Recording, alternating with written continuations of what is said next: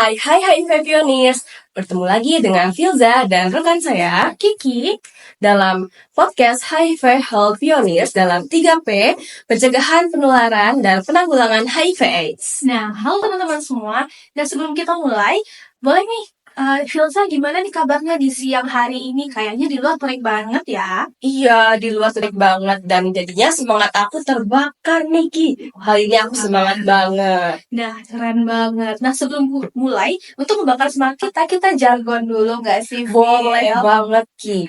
Nah, Gimana sih jargon kita, Ki? Nah, kalau aku bilang HIV 2024, teman-teman akan jawab, hak setara untuk semua bersama kita bisa. Kita coba nggak, Fil? Boleh coba, Ki. Oke, HIV 2024, Hak setara untuk semua, bersama kita bisa. Oke, nah hari ini kita akan bahas tentang HIV nih, Phil. Filza sendiri tahu nggak sih apa itu HIV? Menurut aku ya, Ki, HIV itu adalah virus yang dapat menyebabkan kekebalan tubuh kita menurun. Tapi untuk selengkapnya aku kurang tahu juga ya, Ki. Oke, benar sekali. HIV itu menyerang sistem kekebalan tubuh. Bahkan Indonesia menempati peringkat ke-13 menurut WHO.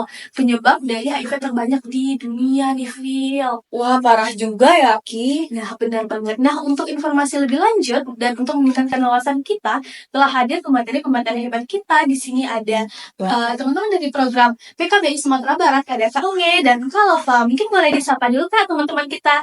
Dan podcast Pioneers. Halo. Halo, Kak. Apa semuanya? Alhamdulillah sudah baik nih, Kak. Nah, mungkin kami mau lebih tahu lebih lanjut lagi mengenai HIV. Kak, HIV itu apa sih Kak sebenarnya? Apa ya? Hasrat ingin pipis kali ya? Kalau ini kan warnanya asing, jadi pengen pipis. Bisa banget, Pak. Ya, tadi teman-teman sebenarnya udah benar ya, bahwasanya HIV itu adalah virus yang menyerang kekebalan tubuh manusia. Iya, Kak. Itu dia. Kalau virus itu sudah ada di tubuh, berarti kekebalan tubuh manusia itu udah semakin melemah. Ya, melemah ya. Jadi gampang kena penyakit. Nah, Masuk aja deh penyakitnya. iya, mudah gampang lebih ini ya Kak menyerang kekebalan tubuh. Nah, untuk penularannya itu seperti apa sih Kak? Memang benar katanya kalau kita berjabat tangan, itu kita bisa tiba-tiba kena HIV. Coba tangan ini ya. Pindah dong. Pindah dong ke kamu. Ya, itu benar nggak, Kak? Kayak gitu? Oh, enggak. Itu mitos yang sangat ini ya, harus kita tentang, harus kita clearkan ke masyarakat bahwa HIV itu nggak segampang itu pemidahannya. Justru yang harus kita takut kita TBC sebenarnya dalam artian TBC itu kan kalau ngobrol gini ya, dia dari cairan dahak itu bisa dari dahak, itu bisa terpindah dari udara juga bisa pindah. Kalau HIV itu kan itu virus yang paling sopan ya. Sopan. Namanya masuk baca assalamualaikum. Nah, Bisa ternyata ya. Iya, nggak bisa dia langsung masuk aja. Buka dulu pintu. Nah, ya kan itu ya. salam dibuka dulu pintu baru dia bisa masuk virusnya. Nggak bisa semudah itu ya Kak. Nah, jadi Kak, berarti penularan itu seperti apa aja, Kak? Kalau dia kata tadi ini tok assalamualaikum, waalaikumsalam masuk, berarti ada kegiatan yang apa yang disetujui oleh kedua belah pihak. Kecuali kasus perkosaan itu beda. Artinya penularannya itu melalui hubungan seks bebas. Itu paling besar saking luasnya. Nah, hubungan seks bebas artinya hubungan yang dia itu tidak pakai pengaman. Sana ke sini ya. Terus sudah tidak pengaman, nggak setia dengan pasangan, dan dia bisa menularkan. Apa sepenting itu sih Kak alat kontrasepsi untuk saat melakukan hubungan gitu? Apakah dengan apakah jika berganti-ganti pasangan tuh kita bisa biasanya sekarang kan sering selingkuh gitu kan? Searjen itu sih Kak gitu. Iya betul, urgent sekali yang namanya pengaman konteks dalam WHO itu menganjurkan ya, kalau kita mau aman, kemudian kita masih berkeinginan untuk punya pasangan lebih dari satu, kemudian misalnya hari ini pengen coba sana, coba sini gitu ya. Ya memang harus pakai kondom ya, kalau ininya kita pengaman satu-satunya alat yang saat ini untuk memutus mata rantai melalui hubungan seks itu adalah kondom.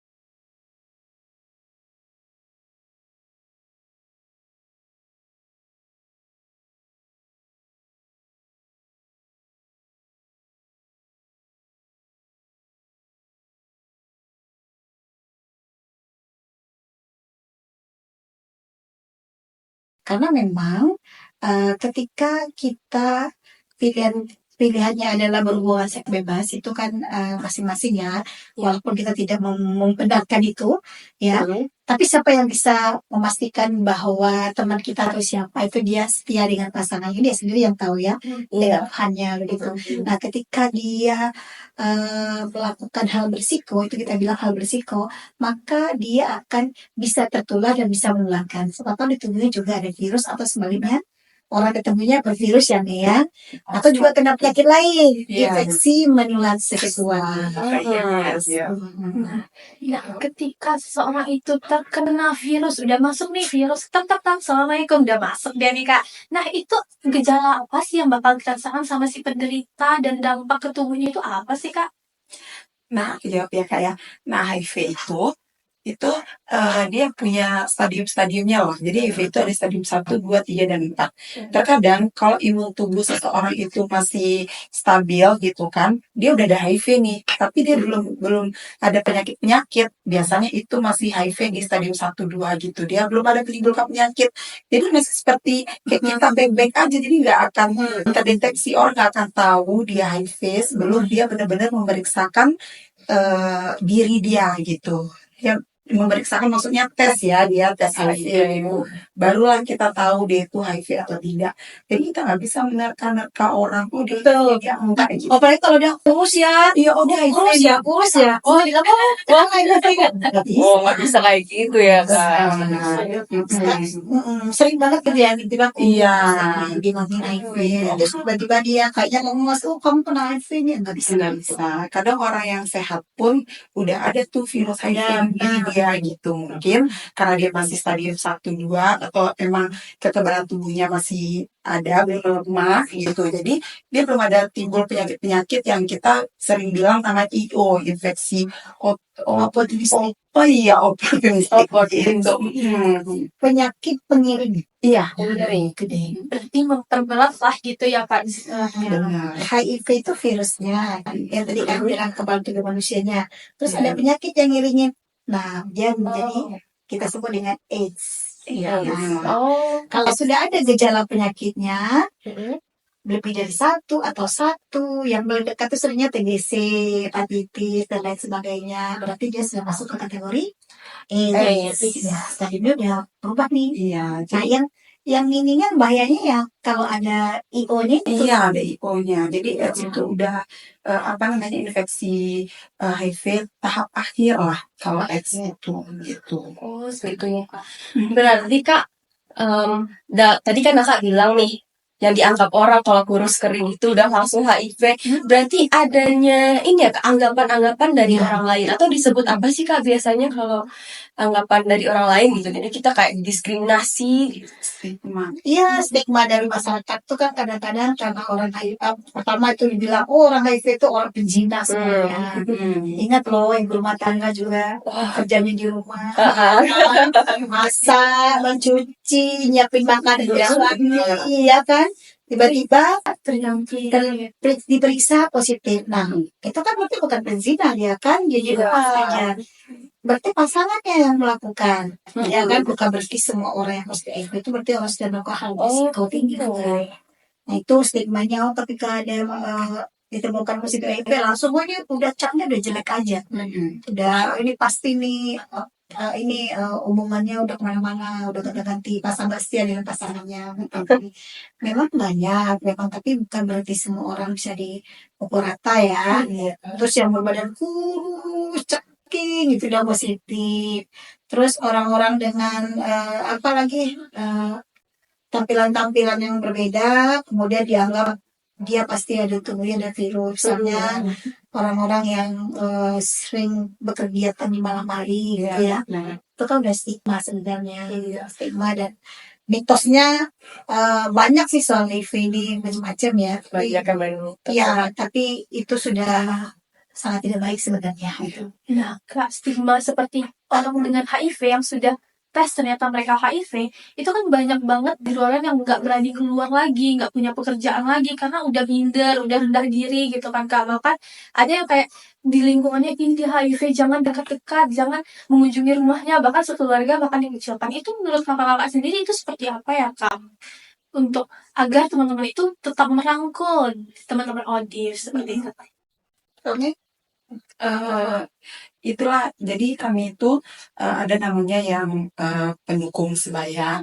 Nah, jadi pendukung sebaya inilah yang nantinya juga berusaha untuk merangkul teman-teman agar dia itu tidak putus asa dengan hidupnya, agar dia tetap minum obat walaupun dia udah HIV gitu, dan dia akan membunuh diri lah atau gimana gitu kan, takut apa gitu. Nah, itulah dia nanti kita lah sama-sama ya, termasuk saya juga PL PKBI yang juga kadang menemukan orang dengan HIV itu yang merasa putus asa, kita lah bersama-sama mengajak teman-teman itu untuk minum obat, karena HIV itu bukan berarti harus mati, enggak, karena udah ada obatnya namanya ARV. Jadi ARV ini diminum setiap hari, seumur hidup, ya seumur hidup, satu kali sehari gitu. Nah, itulah nanti yang menahan virus tersebut.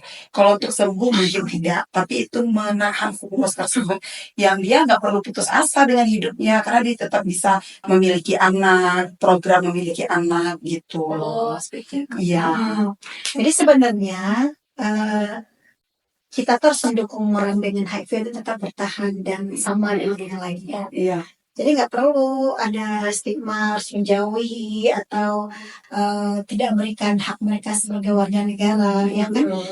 Negara harus tetap melindungi. Nah, peran masyarakat dan kita semua adalah bagaimana memastikan itu hak mereka dan mereka sebagai makhluk sosial tetap mendapatkan haknya yang sama seperti kita. Karena di penularannya udah jelas ya, kita sama tahu tadi melalui hubungan seks bebas yang tidak pakai pengaman, melalui kegiatan-kegiatan yang ada permukaan darahnya gitu ya. Iya, gitu. Jadi kan medianya itu udah jelas ya, darah, kemudian cairan kelamin, laki-laki dan perempuan. Jelas sehingga kita harus Jelas, hindari jadi ya. tindakannya itu jelas. Apapun tindakan, bahkan transfusi darah yang tidak steril juga kan jelas. Kalau sekarang ini transfusi darah mah udah aman kan, karena Indonesia mah udah aktif banget gitu. Tapi tindakan itu jika tidak kita lakukan, kita tidak usah khawatir. Dan walaupun orang di depan kita adalah orang ODIF ya, orang dengan HIV, dia tidak melakukan apa-apa dengan kita. Iya, masalah. Iya, tidak masalah. Tidak perlu jauhi ya Tidak kan? perlu dijauhi. Justru mereka banyak yang produktif loh. Oh, Sama dengan adik-adik semua mahasiswa justru gitu ya. mungkin lebih produktif dari Iya, kita ya. Ki. Jadi iya. malu nih. Karena sudah ada dari semua ini kan, lini kan. Ada siapa, kita menemukan misalnya teman-teman pendamping itu ada yang dari kalangan menengah ke bawah, maksudnya menengah ke atas juga, atau dari pendidikan dan pekerjaan yang juga sama. Apa jenis pekerjaan yang ada itu sudah ada ditemukan orang dengan HIV-nya karena memang tadi itu karena ini ya faktor risiko yang ada waktu itu. Nah Kak, aku mau tanya nih tentang tes HIV. Biasanya kita tes HIV itu di mana ya Kak? Apakah harus ke rumah sakit atau apakah harus terdaftar dulu di puskesmas terdekat gitu Kak?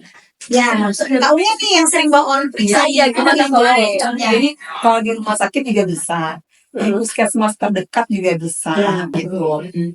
Mau pakai BPJS atau enggak pun tetap bisa. Karena itu program pemerintah yang Benar. yang bayar gratis lah tadi. Iya, gratis. Jadi Subsidi silang sebenarnya. walaupun dia nggak ada BPJS, kita bisa mendampingi untuk tes gratis itu di puskesmas di Kota Padang ini. Udah seluruh puskesmas itu Ada 24 puskesmas Iya. yang nanti bisa. Rumah sakit udah bisa semua.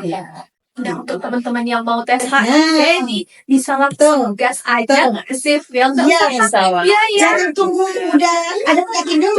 Jangan penyakitnya. Tunggu lagi, gas aja nggak tes. Kalau merasa beresiko, Ya. yang tahu kan diri kita sendiri ya. Iya. Ya nggak usah diekspos ke orang lain juga nggak apa-apa. Tapi berisiko datang aja sendiri ke layanan. Berarti privasi dijaga ya Kak? Dijaga, ya. Enggak banget feel, Rahasianya dijaga banget.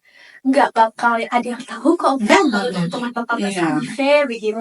Iya ya. Seperti itu sih. Nah, jadi untuk pengobatan ARV, untuk teman-teman yang terkena HIV, itu gimana sih caranya Kak supaya kita bisa, kan setelah tes HIV, apakah pengobatan ARV ini dibayarkan juga? Atau kita harus pakai BPJS juga? Nah, gimana nih pengalaman nih bawain Kalau kalau ini ya itu beda-beda puskesmas ya. Ada puskesmas yang misalnya nih dia pakai BPJS di sana itu gratis. Tapi ada juga BPJS yang ada juga puskesmas yang dia BPJS-nya di sana itu cuma bayar ADM kayak 15.000, 25.000. Iya, obatnya gratis. Obatnya gratis gitu. Tapi ada juga puskesmas yang walaupun BPJS-nya di sana tetap gratis. Jadi itu kebijakan masing-masing puskesmas sih. Kebijakan Intinya obatnya gratis. iya, Yang obat dibayar gratis. itu cuma pendaftaran. Administrasinya. Itu kan murah banget ya. Nah, jadi teman-teman yang punya HIV ini jangan khawatir, jangan takut lagi sama stigma-stigma masyarakat di Phil. Karena tetap bisa beraktivitas seperti biasa dengan mengonsumsi ARV gitu, Phil. Dan HIV/AIDS itu ternyata bukan akhir dari segalanya ya. Itu yang benar.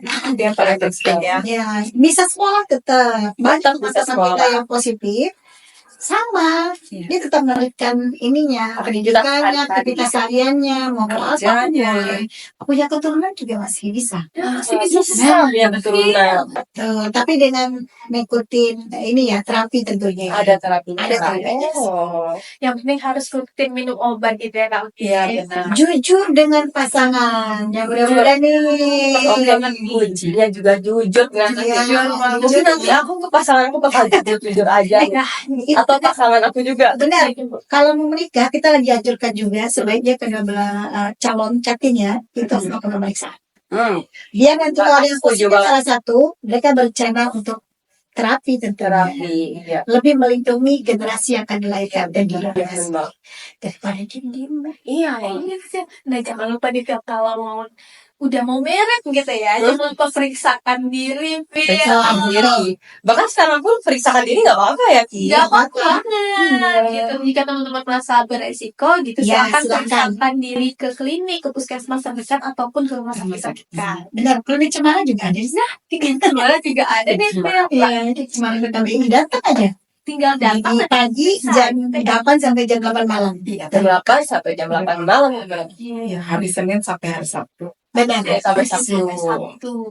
Nah, jika teman-teman ada yang membutuhkan dukungan gitu, kalau Kak Ami, gimana sih caranya untuk berkunjung ke PKBI untuk mendapatkan konseling mungkin? Kapan aja bisa datang sih. Ya, biasanya kalau teman-teman itu kan bisa mendaftar itu melalui klinik ya. Kita mau konseling, nanti kita punya berapa konselor di sini. Jadi dijadwalkan aja. Jadi apa ya? Seperti jadwal konseling ini, jadwal kita di layanan ada, daftarkan diri dulu, dicocokkan dengan siapa waktu itu yang bertugas konselornya. Terbuka untuk siapa saja. Terbuka untuk siapa saja, teman-teman. Jadi jika sudah positif HIV, jangan merasa ini adalah akhir hidupku, jangan. Bahkan tidak yang positif saja, yang ingin kadang kan orang ini ya, dia tahu dia berisiko, dia pengen dikuatkan. Ya, boleh. Konseling itu bukannya berlaku pada orang yang sudah terkena. sebelum pun akan mengambil keputusan untuk periksa pun harus konseling kan. Jadi syaratnya ketika periksa HIV itu adalah harus melakukan konseling dengan sadar, dengan dirinya sendiri dulu. Nah, kalau dengan cara itu, nanti dia akan siap menghadapi apapun hasilnya, apakah dia positif atau negatif. Kemudian bagaimana kita memastikan dia harus on ARV terus nih, selalu minum obat terus.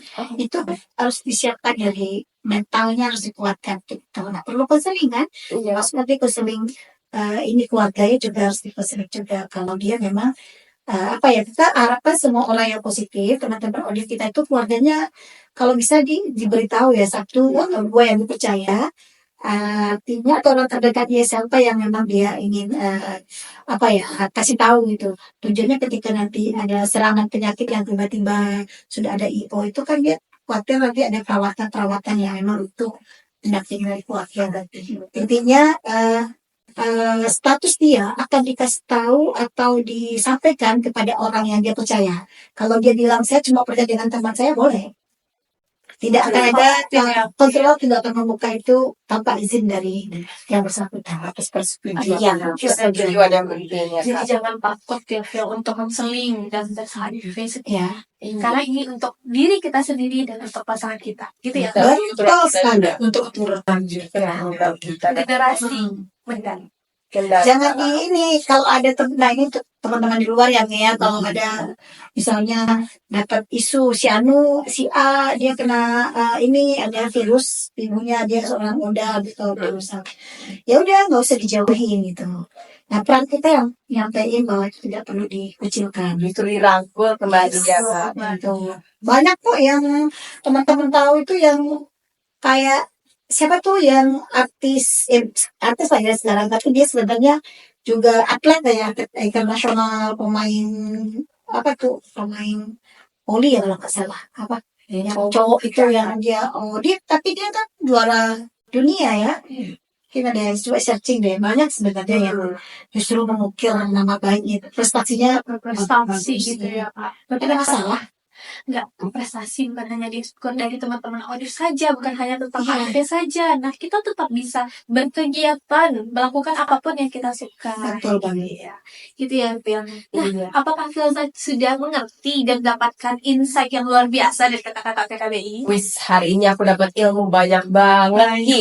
Yang awalnya aku masih di awal-awal HIV itu apa sih dan stigma itu apa, kemudian bisa nggak sih membuat keturunan orang dengan HIV itu, ternyata sekarang sudah tercerahkan banget, Terjawab ya. terjawab banget. dan nyamuk ya kayaknya kalau nyamuk itu bisa nularin nggak ya Gimana tuh, Phil? nyamuk bisa nularin HIV nggak Berarti dari oh darah sudah satu orang, sebentar dia kena HIV darah satu orang mas bawa HIV gitu dalamnya, Ya, gimana terus gitu? ke orang lain. Nah, dikit lagi gimana tuh kira-kira nyamuk bisa nularin nggak Menurut aku sih, Phil, enggak sih. Karena darahnya cuma sedikit nih diambil. sedikit. Atau kira-kira apakah mungkin bisa di virus? Karena dalam darah kan ada virusnya juga. Gimana Kak? Mungkin kita serahkan ke kakak aja nih. Kamu yang tahu banget. nyamuk bisa nularin kayaknya Enggak, nyamuk nggak bisa menularkan. Ya karena kalau walaupun darahnya mau dikit mau banyak yang Iya. nyamuk itu kan nanti kalau udah kena udara itu mati virusnya. Oh, dia kan hidupnya HIV itu kan human manusia Iya. bukan ini bangsa Iya.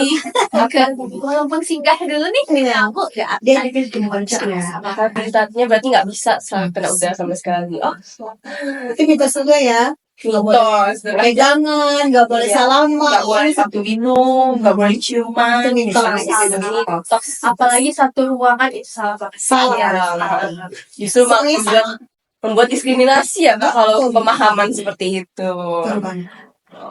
Nah, gimana nih Phil? Sudah dapat insight yang luar biasa? Apalagi tentang Sudah banget. Ini apalagi Kita dapat tambahan lagi. nyamuk gitu ya. Ternyata nggak mungkin kalau Nggak gitu ya. mungkin banget.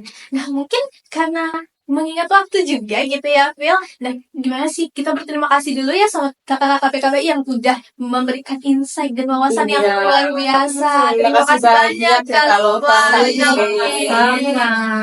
Oke. Kita tiba di penghujung podcast kita di Plaza. Nah, sebelum kita akhiri, kita jargon dulu nggak sih? Boleh Ki, jangan kita kali ini. HIV 2024 Khas setara untuk semua bersama kita bisa.